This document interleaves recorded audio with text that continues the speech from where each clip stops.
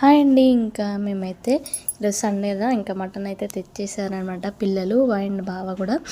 And ఇక్కడ ఉల్లిపాయలు, కొత్తిమీర, కరివేపాకు అలాగే మ్యాగ్నేట్ చేసి అయితే పెట్టుకున్నాను అనమాట నేను మటన్ని. అండ్ ఇంకా మటన్ అయితే అలా అయితే ఫ్రై చేసుకున్నాను. ఉల్లిపాయలు ఇవన్నీ అయితే బాగా ఫ్రై చేసుకున్న తర్వాత అందులో అయితే ఇంకా మటన్ మ్యాగ్నేట్ చేసుకున్నాను కదా, ఆ మ్యాగ్నేట్ చేసిన మటన్ అయితే వేసుకోవాలి. అందులో వేసుకొని ఇంకా కర్రీ ఇదిగా చూసారా అలా కొద్దిసేపు మగ్గించుకున్న తర్వాత అండ్ అలా మగ్గిన తర్వాత ఒక 10 minutes అలా అయిన తర్వాత ఇంకా మనం కుక్కర్ మూత పెట్టి హాట్ వాటర్ పోసుకొని అలా కుక్కర్ మూత పెట్టుకుంటే మనకైతే మటన్ కర్రీ అయితే రెడీ అయిపోతుంది అనమాట.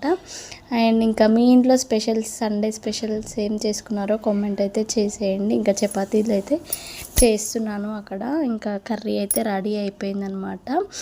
అండ్ ఇంకా చపాతీస్ కూడా రెడీ అవుతున్నాయి. ఇదైతే నేను వాయిస్ ఓవర్ ఇస్తున్నాను అనమాట. ఇంకా చపాతీలు కూడా రెడీ అయిపోయాయి.